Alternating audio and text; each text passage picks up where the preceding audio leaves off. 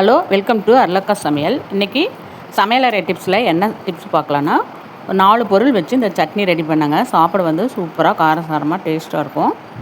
பாருங்கள், சூடான சாப்பாட்டுக்கெல்லாம் நல்லா பெனஞ்சு சாப்பிட்டோம்னா டேஸ்ட்டாக இருக்கும். இது செய்ய ஒரு 5 நிமிஷம் போதுங்க. அதுக்கு வந்து துவரம் பருப்பு ஒரு கப்பு, சின்ன கப்பு எடுத்திருக்கேன். உங்களுக்கு எவ்வளோ அளவு தேவையோ அந்த அளவு எடுத்துக்கோங்க. அது கொஞ்சமாக நல்லெண்ணெய் ஆட் பண்ணியிருக்கேன். அது வந்து வறுபடுறதுக்கோசரம் கொஞ்சமாக எண்ணெய் ஆட் பண்ணிக்கலாம். நீங்கள் கல்லெண்ணெய் நல்லெண்ணெய் எதாக இருந்தாலும் சரி, இதை ஆட் பண்ணிக்கலாங்க. அடுப்பு வந்து ரொம்ப ஹையில் வைக்காமல் கொஞ்சம் ஸ்லோவாக வச்சு வறுத்து எடுத்துக்குங்க.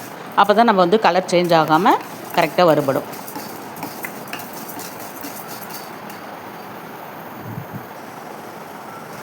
நல்லா வறுபட்டோன்னே நல்லா அந்த பருப்பு வறுபட்டு நல்லா வாசம் இருக்குங்க. சூப்பராக வாசமாக இருக்கும். அந்த அளவுக்கு நல்லா வறுத்துக்கலாம். பருப்பு வந்து நல்லா வறுத்தோன்னே கலர் கொஞ்சம் சேஞ்ச் ஆகுங்க. அந்த அளவுக்கு வறுபட்டோனையும் இதுக்கு வந்து 2 வரமிளகாய் போட்டிருக்கேன். காரம் வந்து உங்களுக்கு அதிகம்னா கூட இன்னொரு மிளகா போட்டுக்கலாம். கொஞ்சமாக புளி, தேவையான அளவு கல்லுப்பு, இவ்வளோ தான் தேவைங்க. கொஞ்சமாக பெருங்காயம் நீங்கள் ஆட் பண்ணிக்கலாம். டக்குன்னு ஈஸியாக சாப்பாடு அந்த பக்கம் வைக்கங்காட்டி இந்த பக்கம் நம்ம துவையல் ரெடி பண்ணி சாப்பிட்டுக்கலாங்க.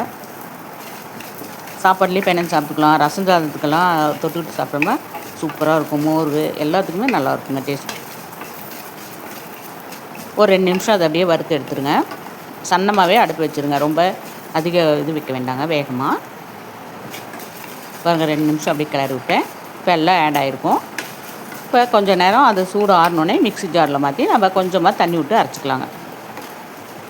ரொம்ப தண்ணி கலக்க வேண்டியதில்லை. கொஞ்சம் கெட்டியாக அரைச்சிங்கன்னா தான் டேஸ்ட்டு சூப்பராக இருக்கும். பாருங்கள், இவ்வளோ கெட்டியாக அரைச்சிங்கன்னா தான் நல்லாயிருக்கும். சூடான சாப்பாட்டுக்கு வச்சு பெனஞ்சு சாப்பிட்டிங்கன்னா டேஸ்ட்டாக இருக்கும். இது செய்ய ஒரு 5 நிமிஷம் போதுங்க. நம்ம சாப்பாடு வைக்கங்காட்டி இது துவையல் ரெடி பண்ணிக்கலாம்.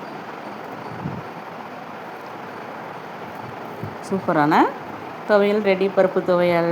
நீங்களும் வீட்டில் செஞ்சு பாருங்கள். நல்லா இருந்தால் கமெண்ட் பண்ணுங்கள். சேனல் சப்ஸ்கிரைப் பண்ணலைன்னா சப்ஸ்கிரைப் பண்ணிக்கோங்க. ஓகே, பாய். இந்த வீடியோ பிடிச்சிருந்தா லைக் பண்ணுங்கள்.